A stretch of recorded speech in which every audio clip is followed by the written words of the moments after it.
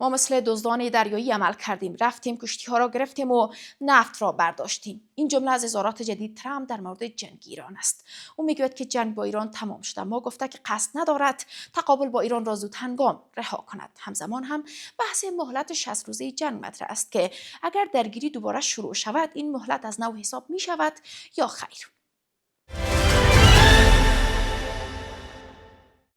سلام، به نبض خبر از آفاق خوش آمدید. برای بحث بیشتر روی این موارد با آقای مصطفی مرتضوی، آگاه مسائل سیاسی از طریق نت وصل هستیم.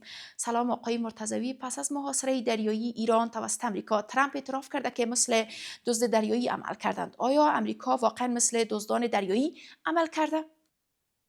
تشکر. بسم الله الرحمن الرحیم. من هم به نوبت خود عرض سلام ارادت دارم خدمت شما، خدمت دستاندرکاران برنامه شما و خدمت بیننده های عزیز برنامه تان. با امید سلامتی صحتمندی همه. خب بحثی است که ایالات متحده آمریکا در این 2 ماه تمام کارهایی را که انجام داده است خلاف تمام نرم ها، قواعد و قوانین بین المللی بوده. هم در 45 روز حملات را که ایالات متحده آمریکا بالای جمهوری اسلامی ایران داشته یقینا که خلاف تمام نرم های و قواعد بین المللی بوده و در زمان آتش بسی که خود آمریکا از آدرس بعض از کشورهایی که همگام با ایالات متحده آمریکا بودند مثل پاکستان، مثل ترکیه، مثل مصر و پیام آتش بس به جمهوری اسلامی ایران از طریق این کشورها مخابره کردن هم در امی زمان 45 روز و بعد از او در زمان آتش بس هم یقینا که کارهایی را که ایالات متحده آمریکا انجام داده است خلاف تمام قواعد بین الملل بوده. از اون جمله یک بحثی که وجود داشت در ارتباط به مسئله آتش بس بود و در این آتش بس من فکر میکنم بحث آزاد شدن تنگه هرمز که درخواست آمریکا، متحدین آمریکا و جهانیان از جمهوری اسلامی ایران بودند که زمان مذاکره و زمان آتش بس 15 روزه باید تنگه هرمز باز باشه و به هیچ عنوان جمهوری اسلامی ایران در مقابل کشتی های نفتکش جهانیان تنگه هرمز مسدود نسازه، باید که این تنگه هرمز باز شود. این یکی از مؤلفه ها و یکی از بحث های اساسی آتش بس 15 روزه بود که باید تنگه هرمز باز شود. در عین حال در زمانی که آتش بس صورت میگیره بحث محاصره دریایی از آدرس ایالات متحده آمریکا در مقابل نفتکش های جهانی و منطقه‌ای آغاز میشه که این هم خلاف تمام قواعد بین الملل می باشه و هم در عین حال برمیگرده به نقض آتش بس که به این آتش بس در وهله اول خود ایالات متحده آمریکا تمکین کرده بودن و بحث آتش بس هم خواست اساسی ترامپ و مشاورین نظامی ترامپ و در مجموع کشورهایی که همپیمان و سناریو ساز بحث جنگ ایالات متحده آمریکا با جمهوری اسلامی ایران بودن و عقبه این جنگ متحدین آمریکا تشکیل میدادن. این بحث صورت گرفت که تنگه هرمز از آدرس آمریکا متاسفانه مسدود شود و این برمیگرده به همون بحثی که مانند دزدهای دریایی ایالات متحده آمریکا در تنگه هرمز در مقابل نفتکش‌های جهانی، نفتکش‌های بین المللی عمل میکنه و سبب شد که مذاکراتی که در دور دوم قرار بود بین هیئت‌های هر دو طرف در اسلام آباد صورت بگیره، این ملاقات و این دیالوگ و گفتگو را بسته کردن تنگه هرمز یا محاصره کردنش از آدرس ایالات متحده آمریکا تحت شعاع قرار داد و هیئت‌های جمهوری اسلامی ایران وارد دور دوم گفتگو با هیئت‌های آمریکایی در اسلام آباد پاکستان نشدند. ترامپ همچنان گفت که جنگ با ایران تمام شده. همزمان گفته که از خواسته های ایران و پیشنهاد جدیدش راضی نیست. این تناقض در گفتار ترامپ در مورد ایران ناشی از چی است؟ خب ببینین بحثی که وجود داره که ترامپ در مجموعه 45 روز درگیری که با ایالات جمهوری اسلامی ایران داشتن و در زمان آتش بس همیشه تناقض‌گویی در رفتار و در تصامیم ترامپ وجود داشته. در زمان 45 روز جنگ هم اول روز ترامپ بحث را مطرح میکرد که آخر روز کاملا حرفای اول روز خودش نقض میکرد. این به برنامگی و به مدیریتی و در مجموع حملات را که آمریکا با شرکای خودش خصوصا با اسرائیل بالای جمهوری اسلامی ایران انجام دادن یک اشتباه محاسباتی بود.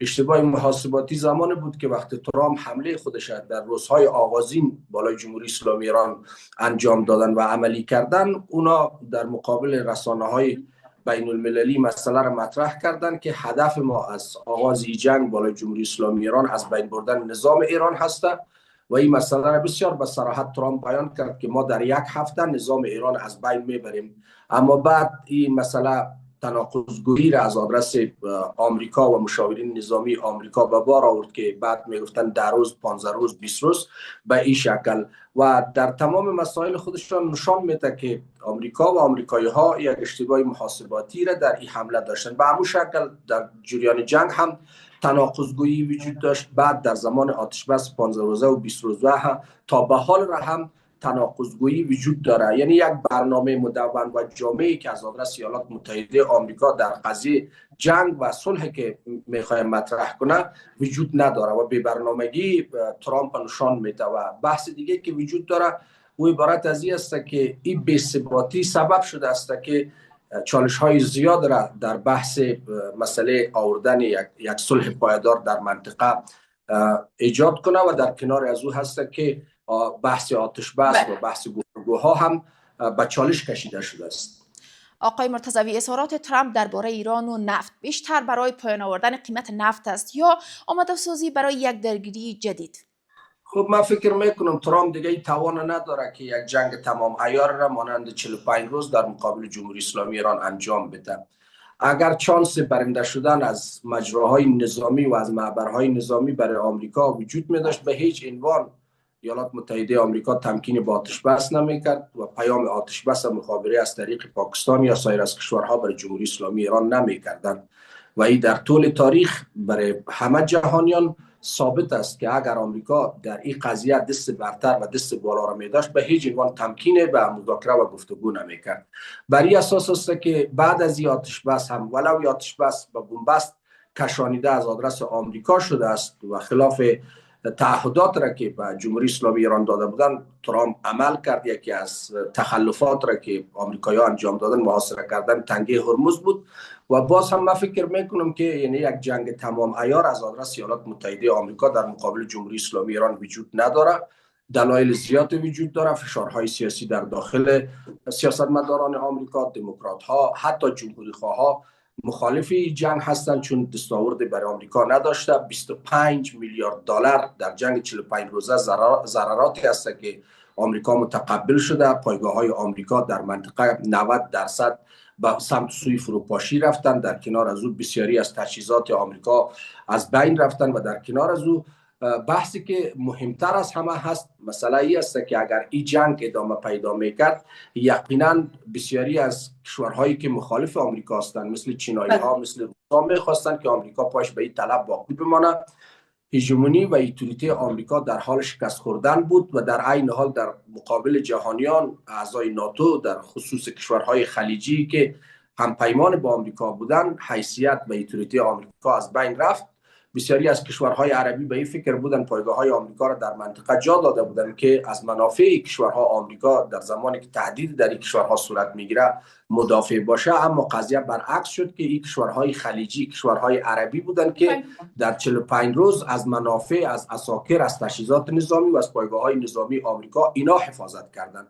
بر این اساس به هیچ عنوان با ارائه کردن این شواهد و این قرائن دیگه آمریکا توانمندی را نداره که یک جنگ تمام عیار نظامی را در مقابل جمهوری اسلامی ایران آغاز کنه و در نهایت من فکر میکنم که آمریکا مجبوراً باید تمکین به گفتگو کنه و یک فضای اعتماد سازی یکی از وظیفه‌های اساسی ایالات متحده آمریکاست که در منطقه خصوصا در مقابل جمهوری اسلامی ایران ایجاد کنه تا بتوانند به سمت سوی یک گفتگوی تا یک حد اقلش هم اگر نسبی باشه صادقانه با فضای اعتماد سازی را آمریکا ایجاد کنه تا بتونه که آمریکا پای خود از این تله بحث نظامی که در منطقه ایجاد کرده است، البته با حمایت کردن و دیکته کردن اسرائیل، از این تله پای خود بیرون بسازه.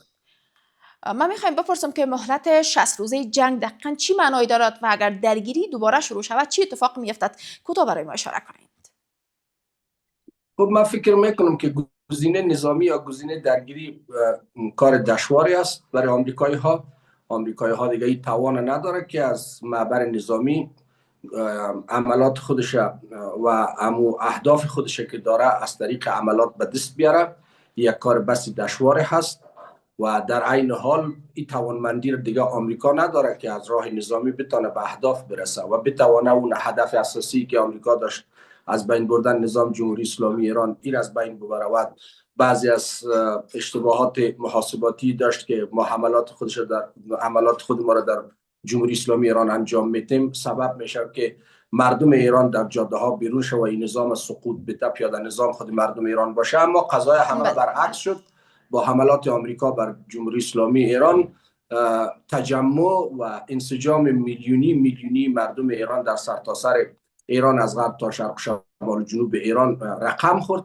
بر این اساس است که گزینه نظامی برای آمریکا وجود نداره. اگرم این یک پارادایم است که گزینه نظامی را با همه کش قوس ها فراز نشیب هایی که آمریکا داره، با همه ضرر هایی که آمریکا متقبل شده است و بحث مسائل هویتی و حیثیتی آمریکا هم در این قضیه مطرح است و ایتوریته 30% آمریکا در منطقه از بین رفته است. بسیاری از کشورها هستند که امروز در حال شکلگیری یک قطب‌بندی جدید با محوریت جمهوری اسلامی ایران هستند، چون یک کشور ابرقدرت نظامی مثل آمریکا با متحدینش جمع اسرائیل در مقابل ایران حملات خودش انجام دادن، نتوانستند قطب‌بندی جدید در حال شکلگیری است. دیگه جهان در سیزن تنها آمریکا یا روسیه یا چینایی ها نیست، بلکه جهان در سیزن ما فکر میکنم جمهوری اسلامی ایران هم از بسیاری از کشورها بر محوریت جمهوری اسلامی ایران آمادگی خودش دارن که یعنی یک قدرت تازه بروز کرده مثل جمهوری اسلامی ایران هم در منطقه و در جهان در حال شکل گیری است. اگر هم این یک پارادایم است که گزینه نظامی را ترامپ باز هم روی دست بگیره و از مجرای نظامی بخواد که دوباره وارد عمل شود، من فکر میکنم که اوضاع هم منطقه و هم حوزه فرا منطقه کشورهای اروپایی متحدین آمریکا و در مجموع خود آمریکا میتونه کاملا به یک فضای انارشیسم مبدل شود.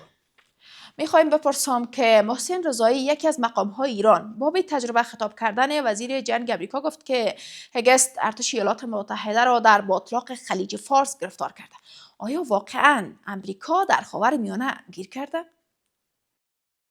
خب یقینا که ایالات متحده آمریکا در یک تله و در باطلاق قرار گرفته است. من اشاره کردم که تنها دیگه این بحث منحصر به آمریکا و جمهوری اسلامی ایران نمیشه.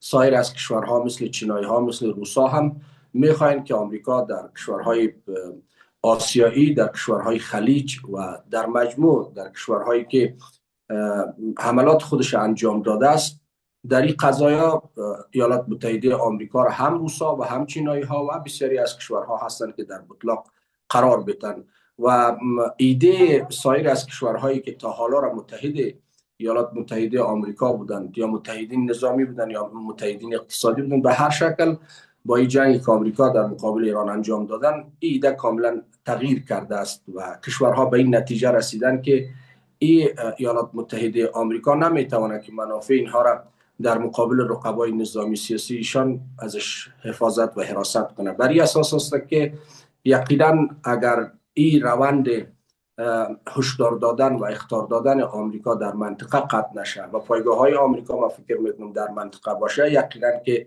سایر از کشورها هستند که در حال اکتیو شدن و بروز شدن هستند و ایالات متحده آمریکا را میخواهد در این باطلاق باقی بمانند. سپاسگزاریم آقای مرتضوی از حضور شما در برنامه. این بود بحث امروز که تقدیم شما کردید. تشکر از توجهتان. وقت بر شما خوش.